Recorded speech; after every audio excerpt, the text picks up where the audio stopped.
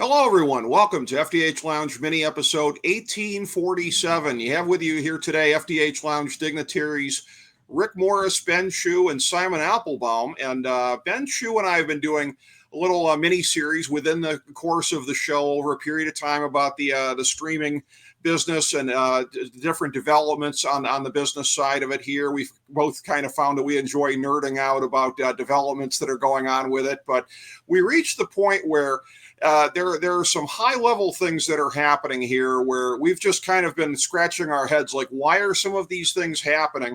And there's absolutely nobody among our FDH Lounge dignitaries that knows more about these type of things than our great friend Simon Applebaum, FDH Lounge dignitary extraordinaire and proprietor of Tomorrow Will Be Televised, the great blog, as well as the webcast that goes along with it. And Simon, with his decades covering the media business from New York City, unparalleled amongst all of us in terms of the knowledge and the breadth and the depth of all of this. So I want to welcome both of you to the program here today, and it's going to be really awesome to get to do this. And Simon, you and I were talking a bit off air about this, but there have been some great developments with Tomorrow Will Be Televised. I want you to let the people know about that and how it can be found in even better form and fashion than previously. Great to be with you, Rick, and Ben, welcome aboard too. Yes, since our last conversation, Tomorrow Will Be Televised has switched home bases. Blog Talk Radio, which was our home base for our program, audio and podcast, is out of business. They were out of business on January 31st. Sadly, the management of the service, unfortunately, ran into technical breakdowns. They basically did not care about the programming. And last summer, nearly a year ago, we switched. We went from Blog Talk to TalkShoe, which is out of Canada. They are a marvelous podcast platform, audio program platform. We have had a great relationship with them. Because of them, our show is now simulcasting live 2-3 times a week, usually Mondays and Fridays, sometimes Thursdays, other days, on TalkShoe, Facebook, and YouTube. In addition, TalkShoe promotes one of our episodes each week on their X platform or their X feed. We also get the opportunity to put a direct link on Facebook and X an hour before we go on the air. We also now are running on YouTube through Media Village, where our shows get posted there after we wrap up live. They're also posted on my Facebook page, Simon Applebaum, as well as on 38 podcast platforms, including Apple Podcasts, Amazon Music, iHeartRadio, which has been with us for the last 5-6 years. They were our first podcast affiliates, Spotify, newer services like Raphonic, Podtail, True Fans, etc. And in addition, we still have our tomorrowbetelevised.com website created by the great people at On Podium. This is, I think, our third year with them, and you can get the podcast, the latest episode on the home screen. So all is going great. We now are working with TalkShoe on ways to promote the program, particularly on part of our guests that we have on the show every week. We're also going to be hopefully a podcast upfront in September from the Interactive Ad Bureau. Maybe the idea, perhaps, I would love to do a show live from there with a studio audience. And maybe down the road this year, which is, by the way, going to be our 19th year, starting on Monday, August 4th. Hopefully, maybe we can turn to a video podcast and maybe even a full TV thing down the road. That would be tremendous. And again, I just have to say, too, and you mentioned Media Village, of course, where your columns have been for many years. It's been a great compliment to what you've been doing with the show. And I have to tell you, Simon, that we're on about 20 platforms right now. I will be going back and consulting the transcript of the show here to get all the different ones you mentioned that we're not on. And I will be addressing that in the very near future. And ditto here, by the way, anyone that you're on that we're not on, we'd love to get them. You're probably on everything we're on, but yeah, we'll cross-check our lists here, Simon, and we'll see what we can do. Rick, on that. Can I interrupt? I am so happy to be on with Simon because I know he is a very big expert in this field on top of it. So. Yeah. I'm just another person you bring on to talk about this, but I'm also I am really intrigued.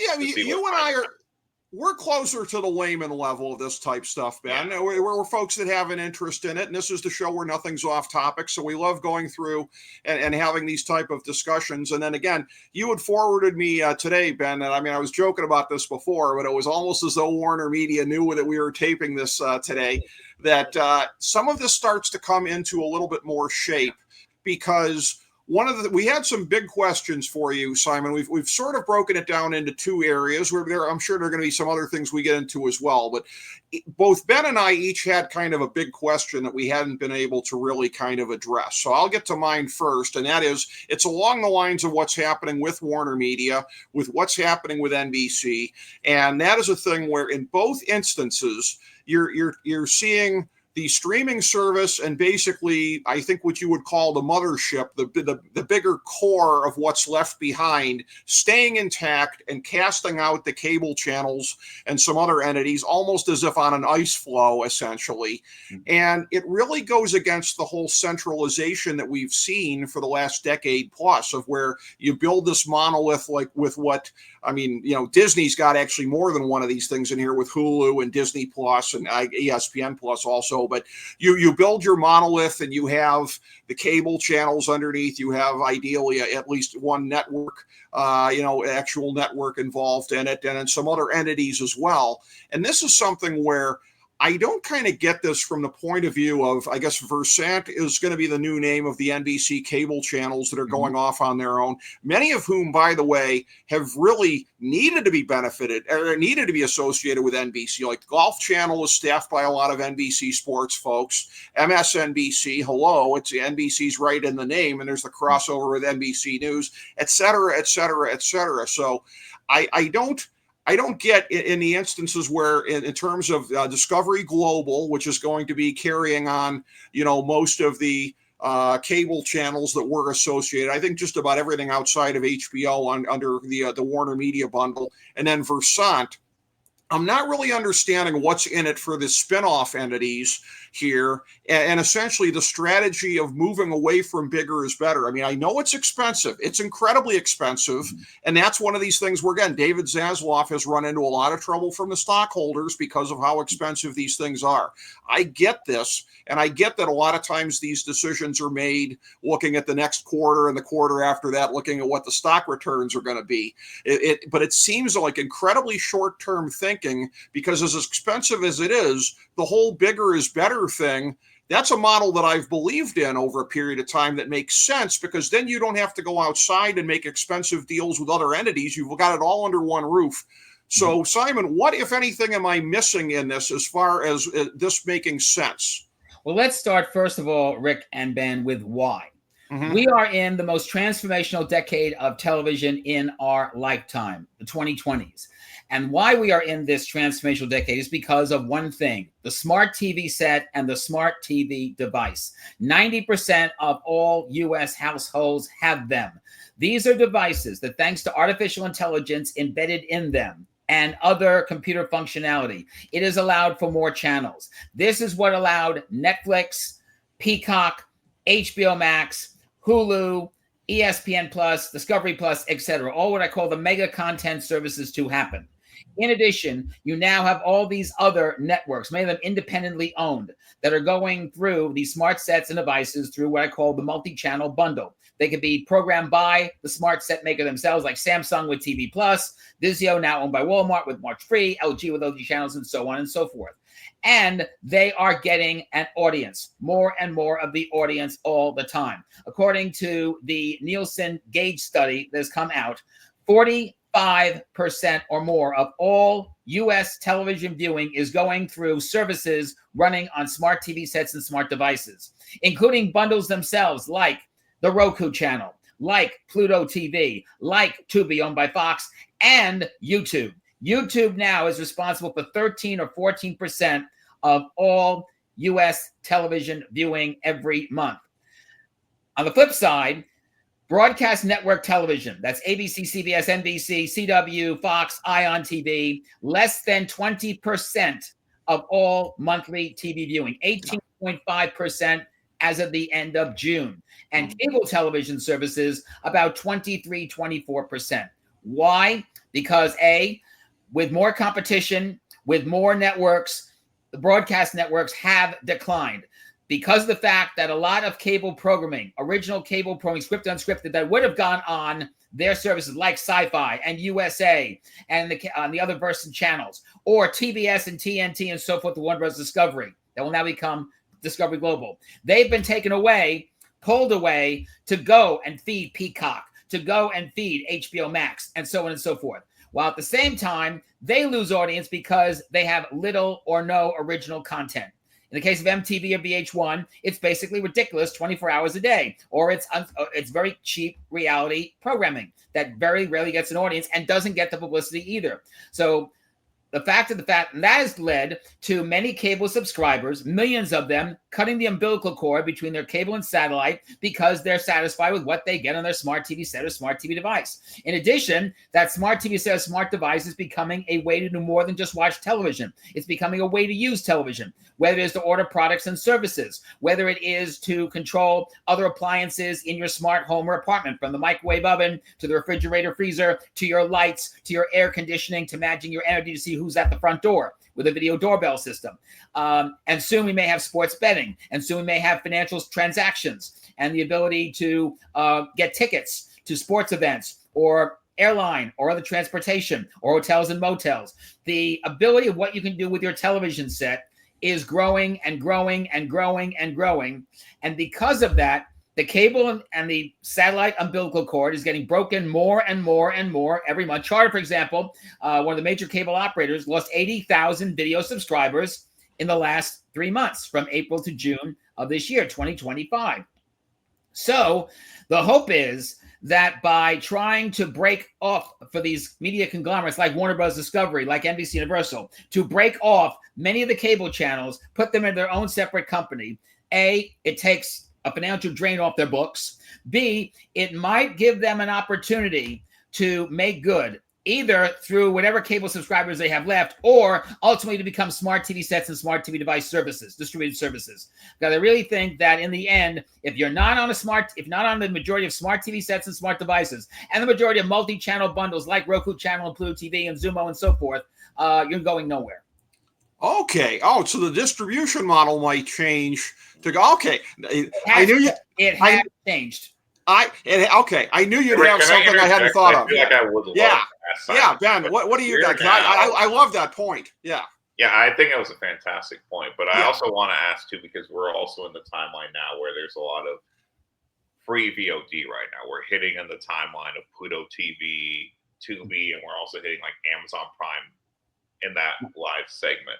So one of my big questions for you, Simon, is just overall is like, we've seen these platforms get exponential growth, and there's a lot of people who are, within the Gen Z and younger timeline that are on these platforms because it's essentially free TV. So what do you think is the true growth pattern of these? Are these like a supplement, or are these just more like this is a scenario where you're trying to grow from this? I think for the mega content services, this is a huge growth arena on two counts. Number one, they are becoming global programmers. Netflix is the world's biggest global programmer. They're in 100 plus countries. They have 700 million households watching them. And most importantly, they are programming everything for everybody, whether it is original scripted television, whether it's English language or other languages. They are also allowing those foreign language programs to come to the United States and get global distribution right off the bat. That's number one. Number two, they're also performing sports documentaries. They're doing live events. Netflix has embarked on a live programming strategy, which goes everywhere from the Live in Everybody's LA with John Mulvaney, which I'm shocked to not get an Emmy nomination for Best Variety Show this year, to David Chang doing a live cooking show in August to bring back Star Search, the talent variety competition, as a live weekly show that would have interactive elements where the audience can vote for the talent they love. That's a big thing for Netflix. And the thing is that Netflix and Amazon Prime Video and others, they are increasing because they're increasing the amount of content. They're not decreasing it. Disney Plus has been decreasing. Max, still don't know. Peacock, which is right now the only major mega content service that still is operating with a loss. They're still, figuring things out. Peacock is becoming more and more sports service because of what they're getting out of NBC Sports, the various contracts they have with they've got the NBA coming up. So you have the mega content services that are providing something for everybody and continue to expand on that are doing well. And the other reason why is advertiser support. advertised support, more and more people are taking ad-supported mega content services because they offer less ads and ads that are more watchable than on broadcast network and cable television. On any given hour, day or night, you have 18 to 20 minutes or more of ads and promos on broadcast and network and cable television. And it is a turnoff. It is a huge turnoff compared to Netflix, which has 4 minutes or less an hour of advertising. And the ad break is at best 60 or 90 seconds as opposed to 3, 4, 5 minutes on broadcasting cable networks. And it's getting worse and worse. We saw last fall on college football, the introduction of the 2-minute warning, or timeout, as I like to call it, which actually was more than 2 minutes. It was 3, 4, etc. And I think it blew the rhythm of the game. And you get that in the first half and the second half. And people are getting sick and tired of it. And they really appreciate the fact that the ads are more distinctive on Netflix or Prime Video or HBO Max or Peacock, et cetera, et cetera, et cetera. And more advertisers are starting to see that. And they also see they can do interactivity. They can do shoppable, where you can order products and services through your remote control, through a voice feature like Alexa Plus, which very well could become on smart TV sets and devices in a matter of months. So with all that, you're going to see more and more advertisers, big, small, and medium, nationally, gravitate more toward these mega content services and what is called the free ad-supported original networks that are running on smart sets devices and on multi-channel bundles.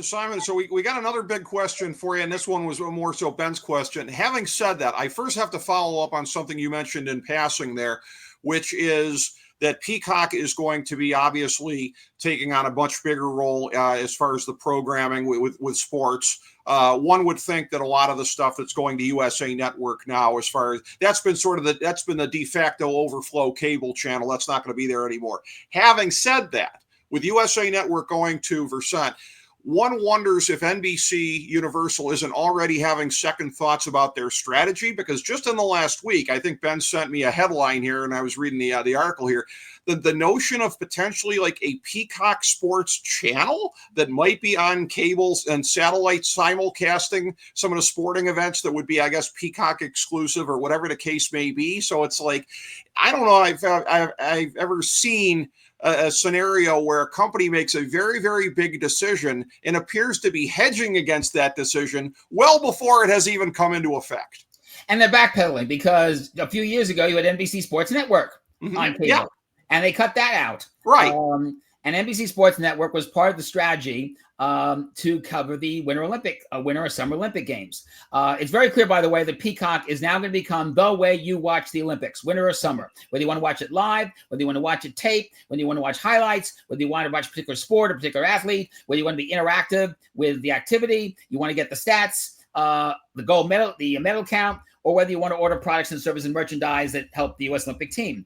The sad thing is that USA Network was the place that you would find the U.S. team stuff. And in the Summer Olympics last year, NBC, which I have issues with in terms of how they promote the programming for the Olympics, where I think they treat still NBC as like the key cog for the games, did not promote a lot on Peacock on air, did not promote USA Network on air at all, no on-air spots, no nothing. They continue to sort of be in and out with the press in terms of promoting the games or letting the public know, hey, here's what's on Peacock today and tonight. Here's what's on USA today or tonight. Here's what's on, so just NBC. I think they're going to have to change the tune because, again, more and more we're going to see the viewership gravitate to Peacock. Now, they've got to also be fair with the press and the public and say, here's how many people watch us on Peacock versus NBC. They give you combo ratings. They sometimes don't make sense, and they sort of fudge around with the numbers. But down the road, they're going to probably not have to because they've got to answer the advertisers. Yeah, they are going to have to answer the advertisers, and they're going to have good answers for them as far as how this is all playing out. So Peacock, in terms of what we've just discussed here, clearly that's a service that's going to be sticking around because it is going to be foundational for NBC Universal here. Having said that, and I'll kind of set up for Ben to ask the question here. I know there was some questions that we'd had amongst ourselves, primarily from Ben, as far as the number of major streaming services. And then again, this notion that people can't afford to subscribe to all of these ones here. So Ben, just kind of take it away on that as far as your question about this and the viability of all of these major services out there. I mean, the question, I know, Rick, we've discussed this in the past, like Peacock was literally the cheapest subscription streaming service you could have. Yep. Was. And they also have, in this timeline, you're bringing in the NBA. There's also discussions about Major League Baseball.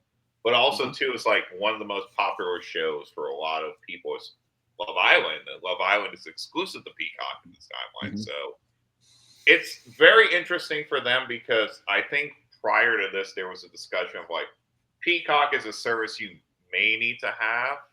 But now they are, and I'll ask you, Simon, just generally, it's like, they are going heavy into sports right now. And we also saw like there's a price increase on top of it too. So I'm really intrigued to see if there's going to be any churn in that scenario. There might. And a lot's going to depend on whether people can accept the NBA on Peacock. That's why we're having the price increase, because Peacock is going to carry the brunt of NBC's NBA coverage, which, by the way, they are really hyping and promoting. You're noticing, if you see the ads lately with the John Tesh round ball, etc., that they mention NBC and Peacock. They want to, NBC Universal, post-Versant, really wants to position NBC and Peacock as sports. They want to position NBC in particular on Sunday nights for this is your sports night, whether it's Sunday night football, maybe Sunday night baseball, and Sunday night basketball. And they also want to position Peacock as your other major home for the NBA, because they're going to carry the Sunday night basketball games simulcast with NBC. They're going to carry both games of a Tuesday night doubleheader, and they're going to carry individual games as well. Plus, they may have also the NBA All-Star game, which will simulcast with NBC, as well as maybe other parts of All-Star Weekend, as well as playoff action. They don't get the NBA Finals. That stays right now with Disney and ABC. It's through ABC. So I think that's going to be the key.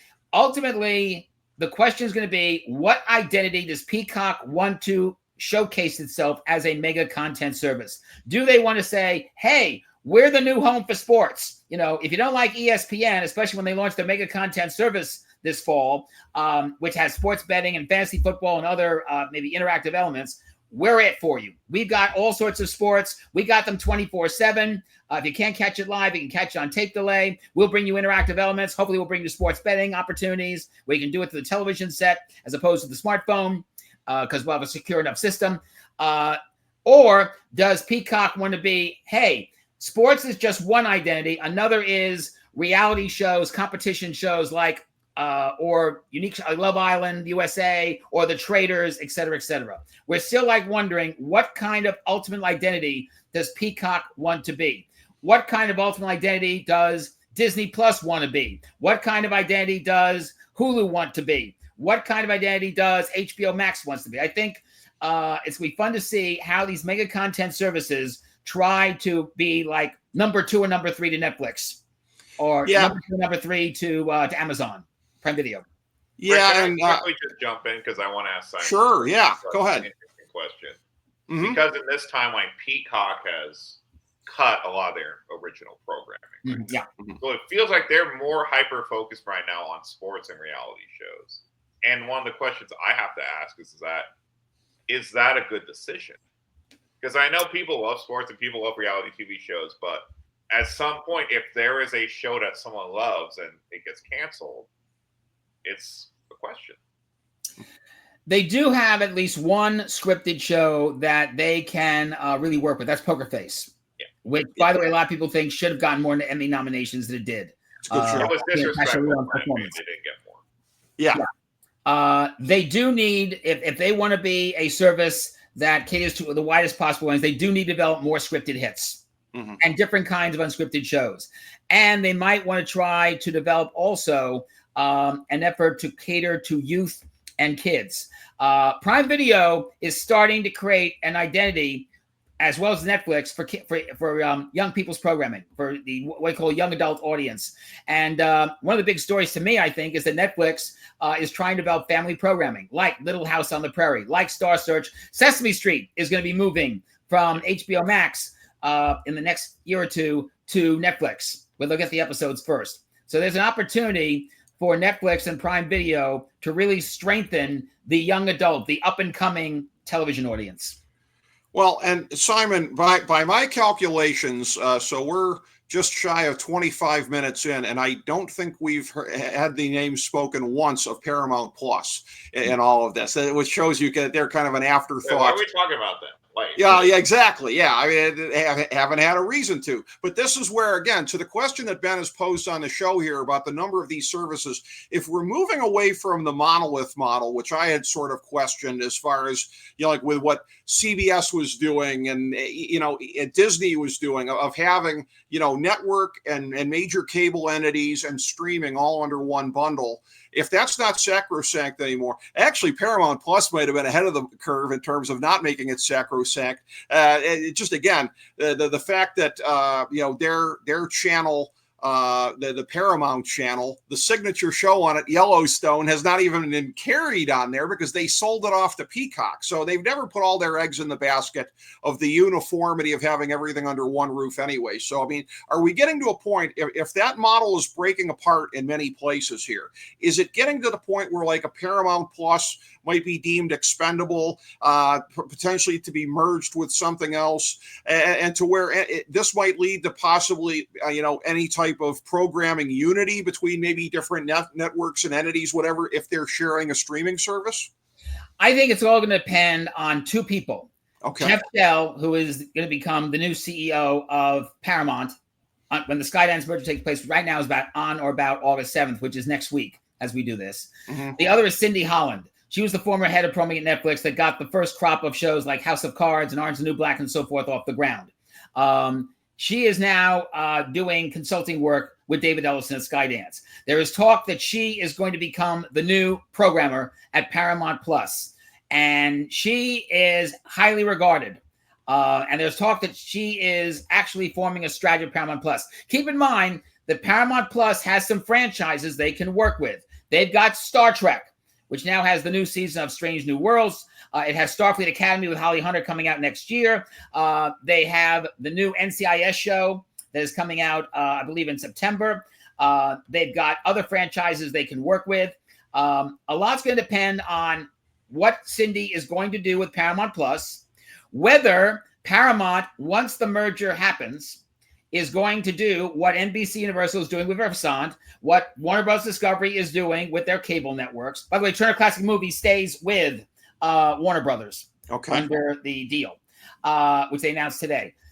And the question is, are they going to break up the cable channels and CBS? Remember, CBS also has CBS Sports Network. They've got CBS Sports, the soccer channel Golazo. They got CBS Sports HQ. They're all news channel. And the question is, are they going to try to sell off networks like the Paramount Network, like MTV, VH1, the BET services? It's more than one. It's BET and they make a content service, BET Plus, which they have a deal with Tyler Perry. So does Netflix. Are they going to sell them off? If they don't sell them off, what are they going to do in terms of trying to make Paramount Plus a stronger service? Now, Paramount Plus, since then, we should be called CBS All Access at one point. They are around semi-profitable. They're not total yet, but they are making headway, partly because of Star Trek, partly because of other things they've got in the pipeline, and because of Taylor Sheridan. Let's not forget that. They've got Taylor Sheridan for a couple more years. They've got Landman, which is going to a second season. They got Tulsa King, which is going to a new season. They have a spinoff now with Samuel Jackson, Nola King, which will be filmed in New Orleans. So Holland, if she does become the new programmer at Paramount, she's got some franchises to work with that she could really make a lot of meat out of. The question is, where does she go from there once she gets control, if she gets control of Paramount Plus? Interesting. And that's something we've talked about a lot, Ben, as far as, what happens there, because Paramount Plus has been a little underwhelming within their programming that they've had. I mean, perceptually, there are people who love Paramount Plus and have it. I know I have friends who are like, they have it for the Premier League, they have it for a handful of other things too, Rick. But And they also have Criminal Minds. Minds. They got the Criminal Minds sequel show also. Yeah. Criminal Minds. Yeah. They got a couple good things. I mean, I love Mayor of Kingstown. Also too, Simon, like we're also in the timeline too where they also have that deal with Showtime as well. So yeah.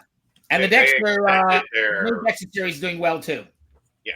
Exactly. So I feel like, and I know Rick, we discussed this too, like Paramount Plus, since when it was CBS All Access, it was there, but there's a lot of people now who are buying in that service, especially for the NFL, as you can probably guess. So. And one other thing also that I want to bring up too is a new force in television, the YouTube and social media creators. They are now starting to get very ambitious about what they want to do in both unscripted and scripted television, whether individual series or channels. We've had Dude Perfect and some other people start their own channels that are available on smart TV sets and devices. Samsung is making a big commitment to original channels with acquired and original content. The drama studio, which is done on YouTube, they're going to be creating some original shows now for Samsung TV Plus, their multi-channel bundle, plus bring in their content along. They want to really become a major force in television. Some other people too are going to be launching channels on Samsung TV Plus. Tubi is now taking YouTube content. Roku is taking YouTube content.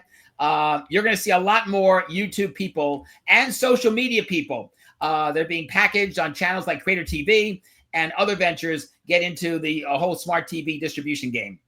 And there'll be more behind them. Simon, I've got a question. I can just jump in on that. Like, we're also talking one of the more shows on Amazon Prime in that time. It was obviously Mr. Beast and Beast Games in that time. So, despite what a lot of people thought about that, like, they're growing.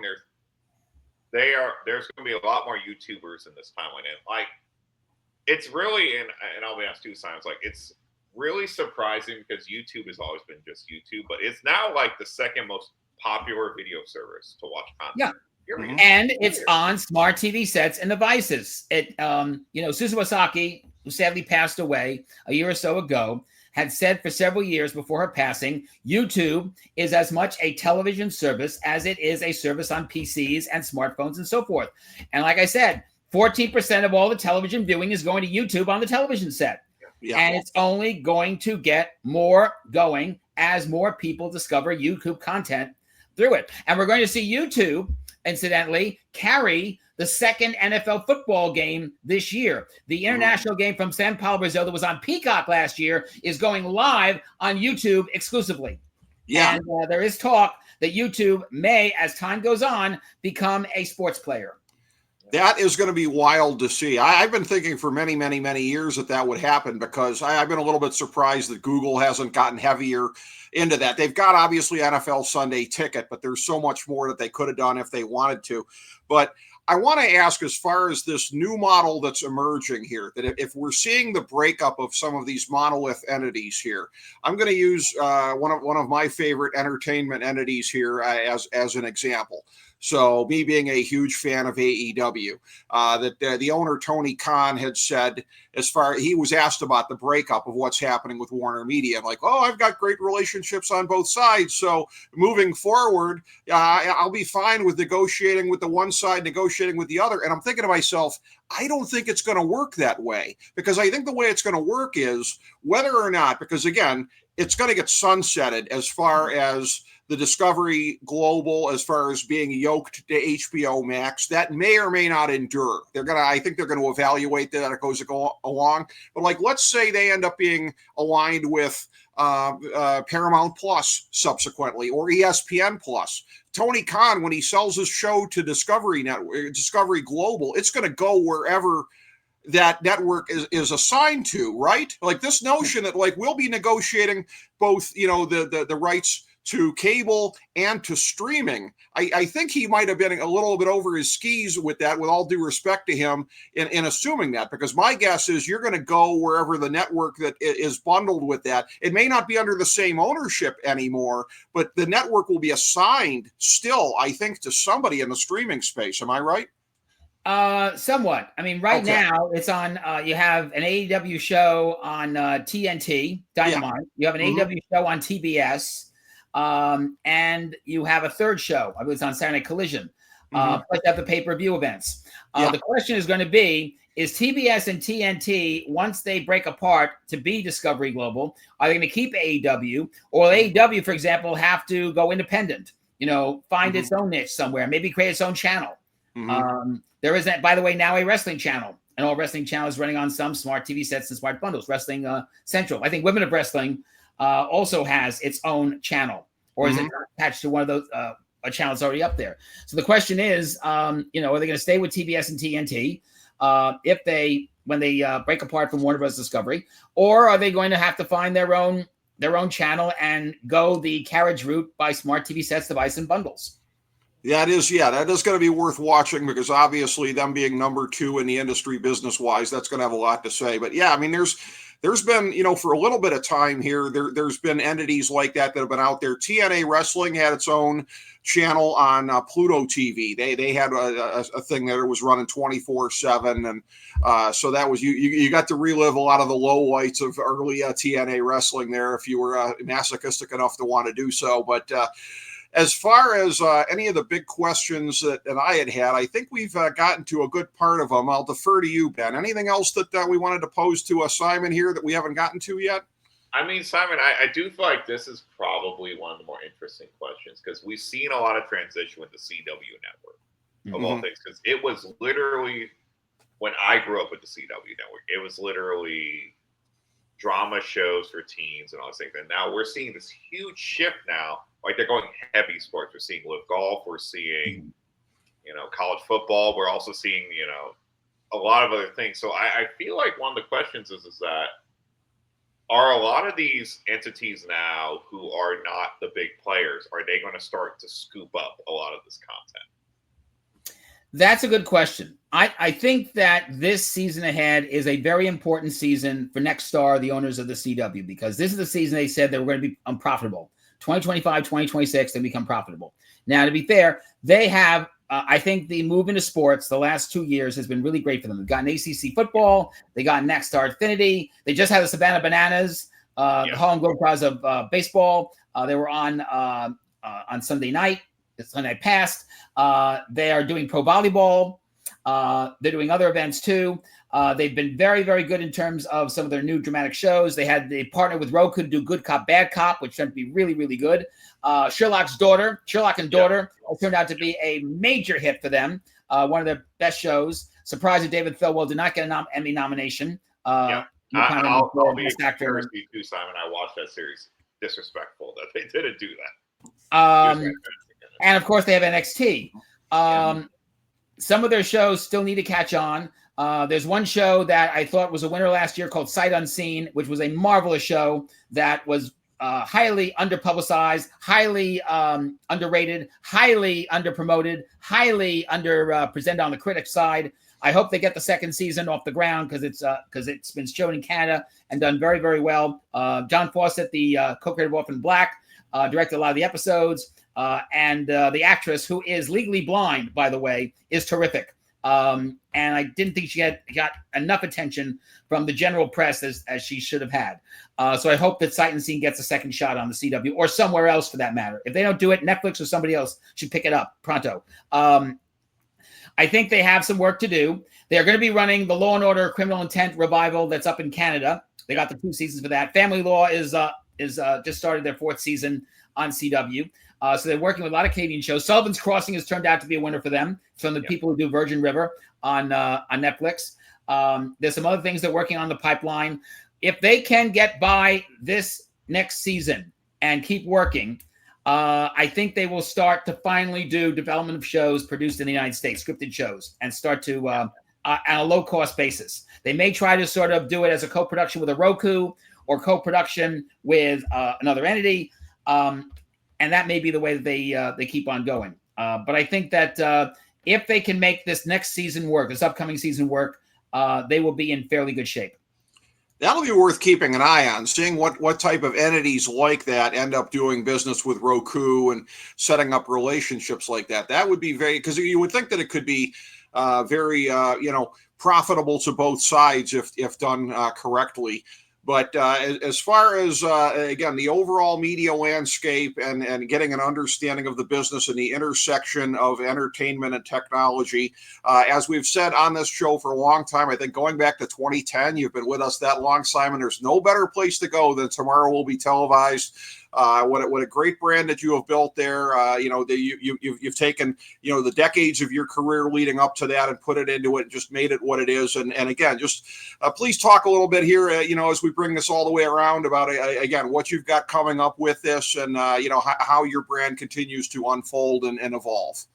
Well, coming up later this week on our program on Thursday, we're going to have Michael Rucker. He is the executive producer of Project Runway. It's hard to believe that Project Runway has been around for 20 years. They're starting their third decade on Thursday night on Freeform for the first time.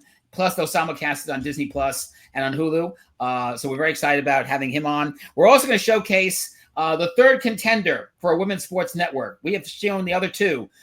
Women's Sports Network started 3 years ago. Carol Stiff, formerly of ESPN. We had her on the program a few months ago. We also, last fall, had George Chung, the head of All Women's Sports Network, which is their service that is co-founded and funded by Whoopi Goldberg.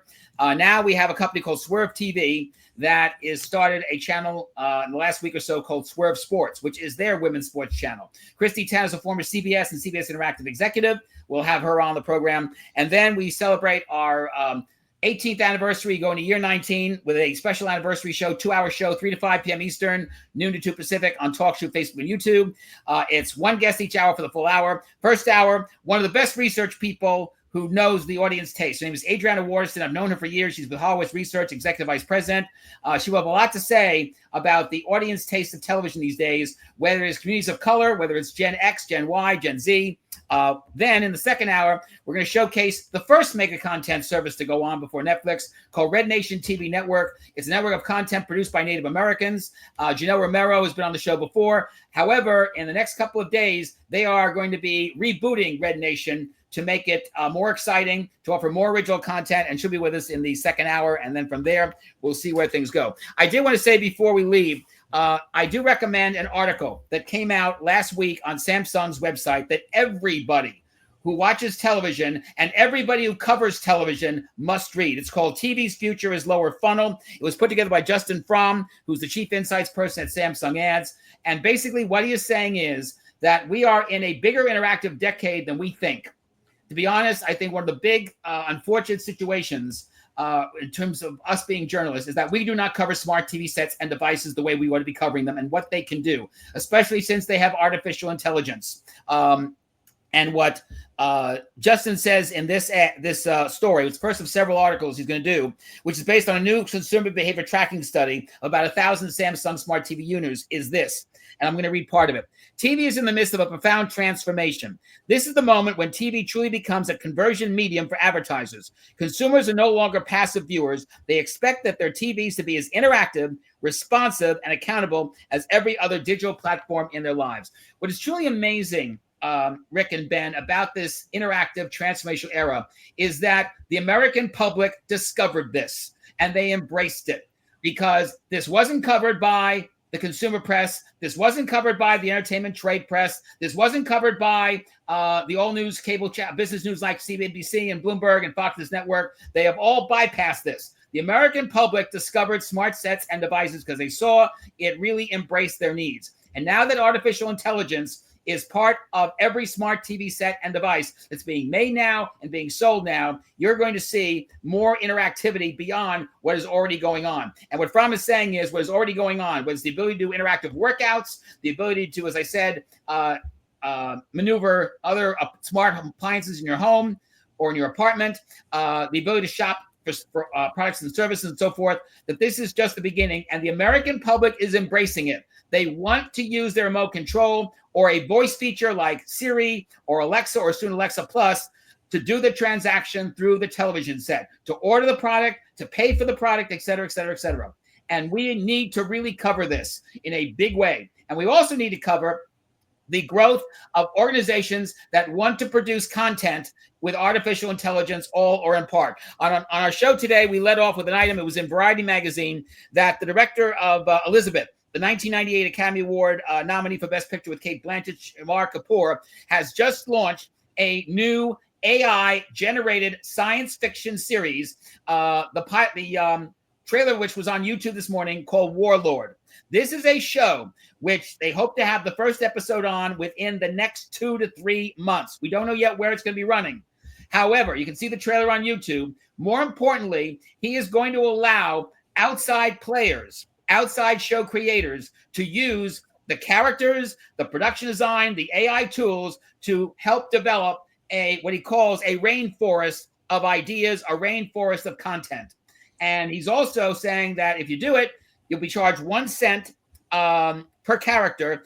And you also have to use your shows, whatever you create, as an open source for other people to do so, whether it's shows based on these characters or others. So what Kapoor is up to may be the beginning of a whole new arena for artificial intelligence. In the last year, we have seen the development of ventures like Dreamflare AI, like Showrunner, like Promise Studios, like Show Studios, some which we covered, which are trying to encourage the production of content generated all or in part by artificial intelligence, scripted, unscripted shows, made for TV movies, et cetera, et cetera, et cetera. And we could start seeing Warlord could be the first of this whole new generation of content that will reach people's homes this year and in the years to come. That is truly incredible. And again, if we take out the AI piece of the equation and we go back to more of your initial remarks just now about the smart TVs and the devices and everything like that, I said it before, 2010, you've been with us since then. We too have been around 18 years as well. We have that in common. They haven't been around about the same period of time doing a show. And again, having you on since then, rewind the tapes, ladies and gentlemen. Simon was talking about this in the early to mid 2010s. You were ahead of the curve on this thing. I remember I said to you at one point, like, to me, it kind of felt like it was moving slower as far as to getting to where we were, because I think my expectations were a little bit too steep. And I mean, I think you said to me at one point along the way, like, Rick, it's happening quicker than you think it is. It is. Like, I think I was in the weeds on that. And it's also happening in spite of the fact that the smart TV set and device makers themselves do not promote what they're doing. Right. You see ads for Samsung on their smartphones. You don't see ads for their smart TV sets and their various features, their applications. Same with LG, same with Vizio, same with Apple. In terms of Apple, they do promote Apple TV Plus to some degree, but they don't promote what's on their Apple set-top box. Mm-hmm. And that has to change. That has to change. If you want people, and by the way, this is a lesson for all of television. If you want people to see your service, you must promote it. You must do public relations. You must get out there and do upfronts and new fronts. You must do press conferences. You must do conference calls. Going back to the CW, CW 2.5 years ago did something really great. What they did was they didn't want to do this big splashy event that they used to do with the program that they had at the time. They decided, all right, we have a new format. Let's do a breakfast. We'll do it at the Park Lane Hotel near Central Park. We'll invite the local press. They can ask any question they want to. We'll do a hookup nationwide. And it worked. And they haven't done it since. And I don't understand why. I really don't understand why Netstar has been so lazy in terms of doing an upfront press breakfast or conference call or bring the talent in for a day to talk to the press. And in fact, they've regressed. Sadly, in the last year, many of the people I worked with at the CW to get segments for our show, to get guests for our show, have left. They were fired. And they only have 2 people, Beth Feldman and Rob Monahan. Beth on the East Coast, Rob on the West Coast. And that's sad. It really is sad. And Netflix has to turn that around. Yeah, some of these things are inexplicable as far as the failure to promote. You've talked about entities that have done that previously that have not sufficiently talked about what they've had going on. But I have to say, as far as something going on, I've been very, very proud of this mini-series that Ben and I have been doing on the show about the business of streaming. But it is no slight whatsoever to anything that we've done thus far to say this is the smartest segment that we've done in this, Simon. It's because we had you with us here. I feel like I have one more question. Can I? Go for it, buddy. Go for it. Because I feel like we're in this timeline. There's like the free video on demand, right? Tubi, Pluto TV, Amazon Live. Yeah, and then kids we have love that. Everything else. So Simon, I want to ask this question. And this question is, which is the bigger growth model in this timeline? I think the multi-channel bundle has a lot to grow on because they're running on a device that can expand the channel space, the channel spectrum. And you have more people who want to develop channels, YouTube talent, social media talent. And because they see what Mr. Beast is doing, or Dude Perfect is doing, or Dark Fam is doing, etc. They want to create their own channel, and they want to mix their YouTube content with original content. And they see what Tubi is doing, what Roku channel is doing, what Free Live Sports is doing in terms of sports channels. They want to be part of it. And I have to say, I think that Angela Sudd, who is the head of Tubi, she's now getting ready to finish her second year there. I think she's one of the great brains of television. She has really steered that service right. I wish she would come on programs like mine. We've tried to get her on, and unfortunately, she declines. We're going to keep on trying because I think she really has nailed it. I saw her appearance at Consumer Electronics Show this year, and she nailed it.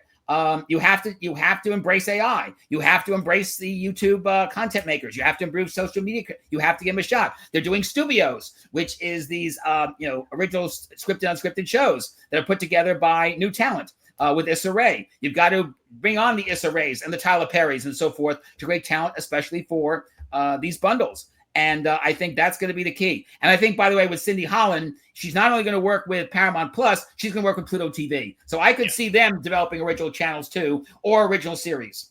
And the same thing with what Roku is doing. Roku announced they're doing 2 made-for-TV movies for Christmas. They're doing some other stuff as well. They're now getting more into sports with Sports Zones. Vizio's doing that too. So I could see more and more as they continue to grab more advertising share and more viewers, you will see the smart TV makers and the bundle makers develop more and more of their original programming. And that will be big and good for the viewer. Yeah. And that is definitely something to keep an eye on. Can I just quickly jump in? I think the big thing, and I have a high level of respect for Tubi, because we saw their huge advertising push during the Super Bowl against Philadelphia. Right.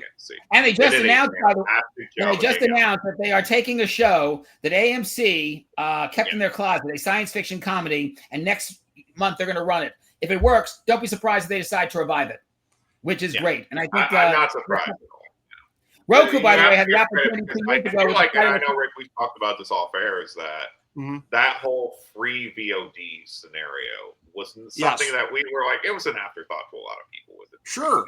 But it's been a big growth area. Biggest thing in the streaming industry for a lot of people. Yeah. Roku, by the way, 2 years ago had that opportunity when Disney pushed to the side a show called The Spiderwick Chronicles. And that show got a lot of children's Emmy Award nominations, got a lot of play. People thought it was a dud. It wasn't. And it was very shocking to me that Roku did not keep it going for a new season. So maybe with this AMC reject, that if it works, they will that Tubi will bring it back, at least for maybe a miniseries kind of thing. Incidentally, Disney Plus had a series called Nautilus that they pushed to the side, and AMC picked it up. And guess what? It is doing well on Sunday nights. It has turned out to be a surprise. It's gotten very good reviews. You see them on Rotten Tomatoes. And I think AMC that may be their new franchise based on the 20,000 Leagues Under the Sea. Wow. Well, there's a clip and save. We will have to examine that prediction as we go along over a period of time. But again, I can't thank both of you enough, Ben and Simon, for being a part of this thing. First time we've put this panel together. It cannot be the last time, because this was awesome. And I just want to thank both of you so much for being here and being a part of this. And thank you, everybody, for checking out FDH Lounge Mini episode 1847.